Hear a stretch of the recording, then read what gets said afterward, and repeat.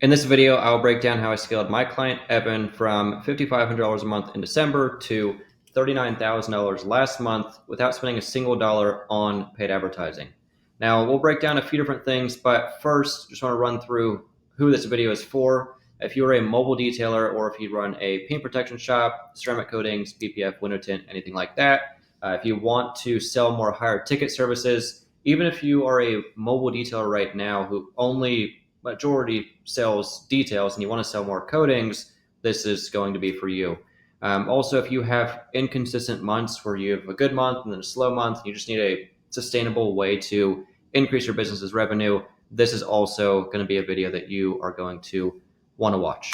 Now, what we'll break down is the organic funnel system. This is the same system that Evan used for his shop. I've also used it for my personal detailing business as well, and I've taught at this point about just shy of 150 different detailers and shop owners in right around a year.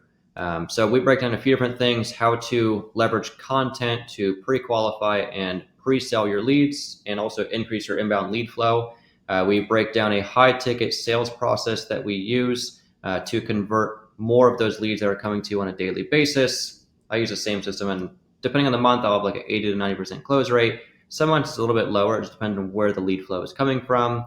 And then we also break down the follow-up process and different automations that we put in place to make it sustainable where you don't feel like overwhelmed with all the stuff that you're trying to do. Now, when it comes to the first step, so your content strategy, before you even focus on a content strategy, you need to make sure that your account is optimized. Now, the way that I look at an account being optimized, if it's a funnel that can take a cold lead, build trust, build credibility, inform them on your services, the benefits, the work quality, and everything like that. Now, I'll even reference my account, my coaching account, just because this can be used for different services, different industries, everything like that. First step is your bio. Your bio needs to be very clear as to what you do and what you have to offer.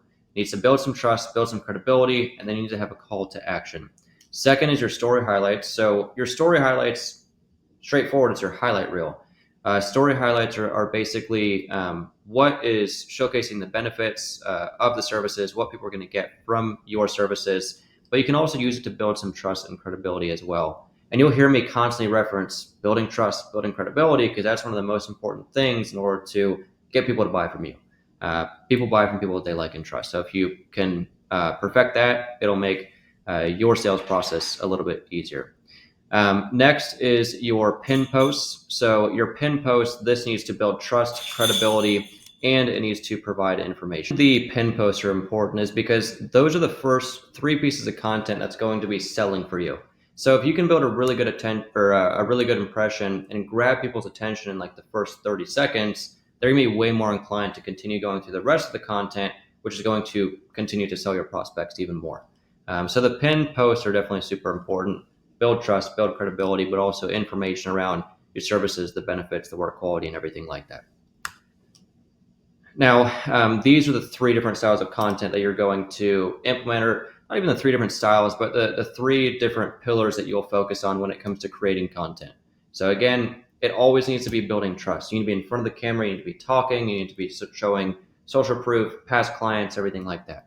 You need to build credibility. So you need to be a credible source, show your experience, show your work quality, show the benefits, everything like that.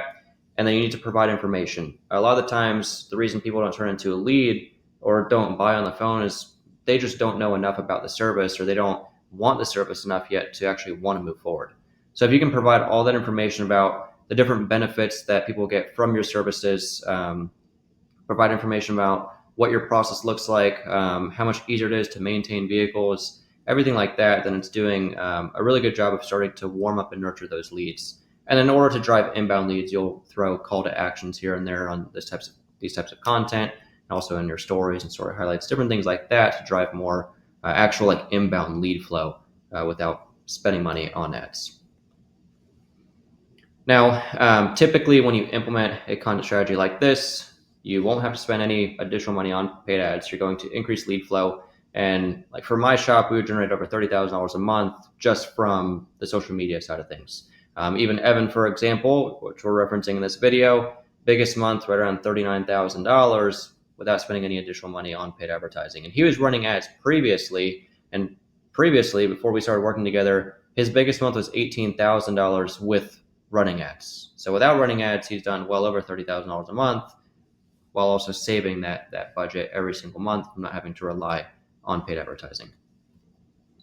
Now, the second step that we focused on with Evan was the sales training. So at this point, we have plenty of leads coming in, but what we want to do is make sure that we're not letting any of those leads fall through the cracks. So that's when we go through a high ticket sales process. So our goal is to increase our close rate, so basically make more without spending any additional money. Increase our average ticket price. So we want to get that ticket price as high as possible before it starts to dip. So if we can even at times run a loss leader, or maybe you get people in the door for a cheaper price, but then by the time they leave, your average ticket price for a coating is $1,500 to $1,800. That's a perfect spot to be. So it depends on the industry, depends on the business. But with Evan, that's one thing we focused on, was increasing the ticket price. The first month, his average sale was like $600, and now it's over $1,000. And also with the sales process, more consistent revenue. Even if you have a slower week where it's less lead flow, you can rely more on your follow-up process and taking people through the sales process to still convert those leads, even if you have lower lead flow coming in. So second part, your sales process is definitely super important.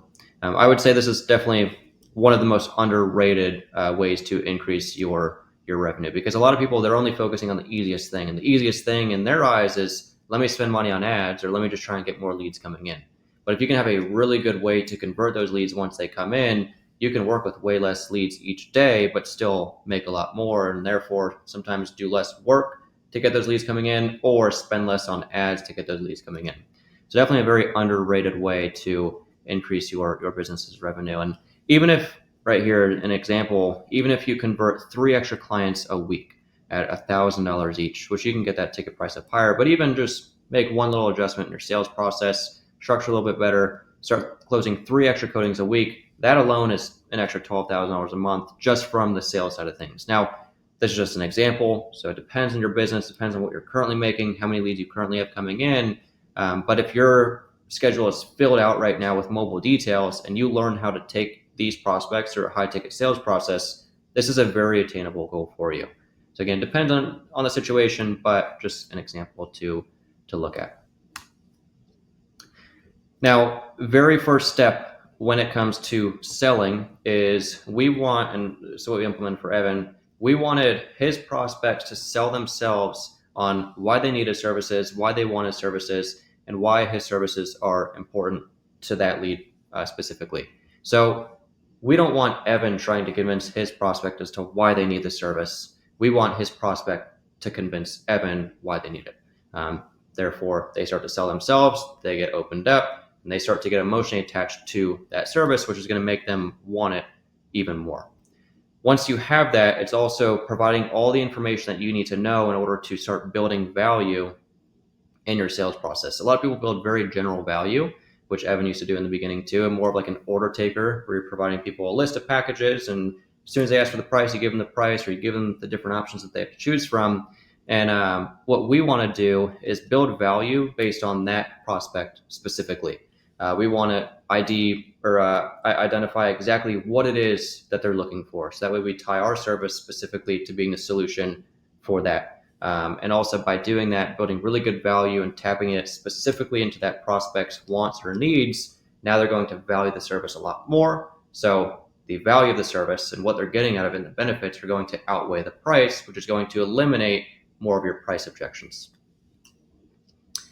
Now, you can do a really good job of building value and everything, but one thing that definitely helps a ton is understanding how to create offers and craft offers specific to your prospect. This is something that's important if you're marketing your service, or if you are someone who's already running ads. Having good offers is definitely important, but in your sales process, it's very important as well. You need it to be personalized. You need it to be something that's very appealing. It needs to be sometimes more valuable, but also add urgency and incentivize more of these people to move forward while you're on that initial call with them. So crafting an offer is something that we did for Evan as well. We even at times would run a loss leader where it's a little bit cheaper up front, still around $1,000 initially. But then as people get in the door, we push more foot traffic from that, and then we'll focus on the upsells to get that ticket price up closer to $1,500 to $1,800. And last step was the objection handling. This is actually one way where Evan saw a ton of benefits, was the objection handling. This is where a lot of your leads and sales are going to be lost, is not understanding how to handle objections. If someone says, I need to think about it, it's too expensive, let me talk to my husband or my wife, those aren't actual things that they're struggling with. These are covers because there's something that's holding them back, but they don't want to tell you on the call. So they're coming up with an excuse as to how they can get off the phone, and then you go to call them or follow up and they're never going to respond to you.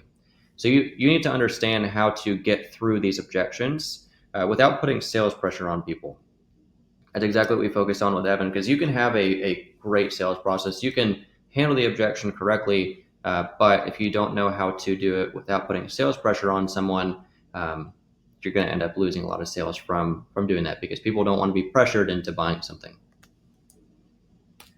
Now, last step that we focused on was more of the follow-up process. And typically a reason that this is pretty important is some people may not buy off of the initial phone call. We definitely want to try and get as many people to buy as possible. If you have a 70% close rate, then yeah, 70% of people are going to be buying, but you may have 30 or so percent who isn't buying on that initial call. Or more importantly, those leads who are still working and trying to get on a phone call, those are prospects that we want to take through a proper follow-up process where we can continue to warm up and nurture those leads. Just by doing this, if you have a really good follow-up process in place, if you can close one extra client a week, it's an extra $4,000 a month from having a reliable way to increase a reliable way to follow up with your prospects. And again, this is with zero additional cost. Another way that you can increase revenue without spending money on ads. Even if you're running ads, if you implement something like this, you can make more money without having to spend any additional money. So definitely something that's super important. And typically our follow-up process, like with Evan, it's a little bit of a mix. So you can have some manual, you can have some automated. The biggest thing is we want to use content to resell or like re-engage our prospects. Typically, like your follow-up process is, hey, just shot you a call, didn't get a response, want to see if it's still something that you're interested in. It's just basic text, basic phone calls, basic voicemails, and sometimes, yeah, it can help, it can produce leads, but it's not going to do as good as if you have content that's re-engaging and selling for you.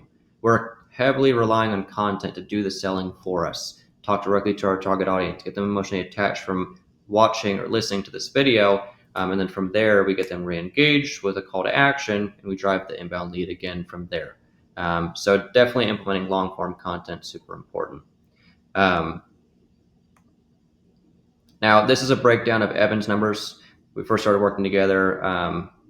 It was first week of January, but before we started working together, it was December. He did $5,500. January, he did right around $20,000. February, $17,000. March, around $21,000. And then April was around $39,000, all without spending any additional money on paid advertising.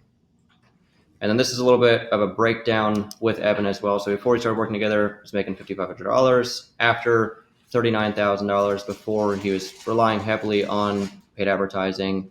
After 100% inbound, he was the owner. He was doing majority of the work. Now he has a couple employees. Doesn't really have to rely on being there in person as much. Also had a little bit of inconsistent revenue previously. Biggest month, $18,000. Lower month of $5,500. So now it's a bit more consistent. And previously lower profit running ads. Now he's definitely a lot more profitable. So if you want something similar to this, I do offer one-on-one coaching. There's a link in the description below where you can schedule a discovery call with me. We'll talk for 30 minutes. I'll learn more about the business, see exactly what you need to work on, what your issues are, and I'll put together a step-by-step plan as far as exactly how we would help you achieve that. So if that's something you're interested in, click the link down below. We will schedule that call. Typically, it's a 3-month training. Return your investment within 1 to 2 months is typically when you'll make your money back. And these are a couple different clients, but if you want more, go through my YouTube channel, go through my Instagram account, and I have a ton of other results on here. Now, that's it for this video. Any questions, feel free to DM me on Instagram. If you are interested in more information, just click the link down below. Go ahead and schedule that call in with me. We'll talk more about your business and see exactly what we need to do in order to help you grow.